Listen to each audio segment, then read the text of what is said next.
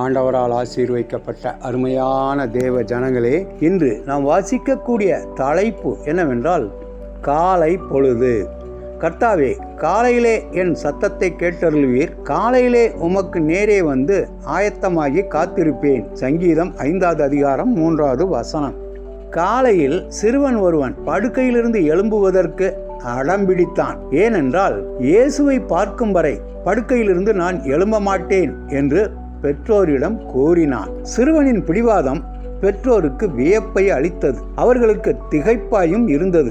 ஏதேனும் சொப்பனம் கண்டிருப்பானோ என்று குழப்பத்தில் இருந்தார்கள். பெற்றோருக்கு அந்த சிறுவனின் வார்த்தைகளை முதலில் புரிந்து கொள்ள முடியவில்லை. அந்த சிறுவன் சுவரில் வரையப்பட்டிருந்த இயேசுவின் படத்தை சுட்டி காண்பித்த பின்புதான் பெற்றோருக்கு முழுவதும் விளங்கியது. அதாவது சுவரில் மாட்டப்பட்டுள்ள இயேசுவின் படம் தெரியும் அளவிற்கு போதுமான வெளிச்சம் வந்த பின்பே படுக்கையை விட்டு எழும்ப போவதாக அந்த சிறுவன் கூறியிருக்கின்றான். அந்த சிறுவனுடைய வார்த்தையை கொஞ்சம் சிந்தித்து பாருங்கள். காலையில் படுக்கையை விட்டு நாம் எழும்பும்போது நமது முதல் சிந்தனை பரலோகத்தின் தேவனை பற்றியதாக இருத்தல் வேண்டும். ஜோசப் பார்க்கர் என்ற போதகர் இவ்வாறு கூறுகிறார்: காலை பொழுதே தேவனை சந்திக்க மிக சிறந்த நேரம். தேவனிடமிருந்து புது வல்லமையை பெற்றுக்கொள்ளும் வேலை அதுவே ஆகும். ஜெபத்துடன் ஆரம்பிக்கும் நாளே ஆசீர்வதிக்கப்பட்ட நாளாகும். தேவனுடன் உறவாடும் பரிசுத்த பொழுது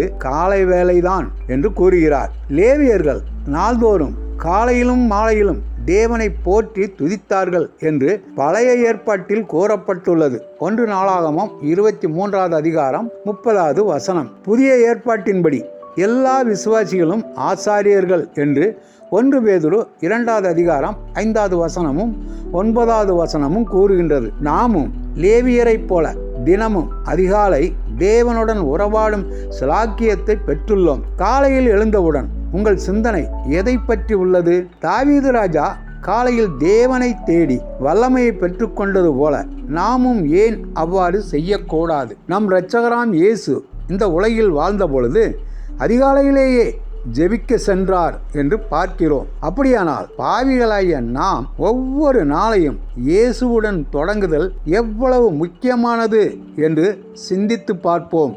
ஆண்டவர் தாமே நம் அனைவரையும் ஆசீர்வதிப்பாராக. ஆமேன்.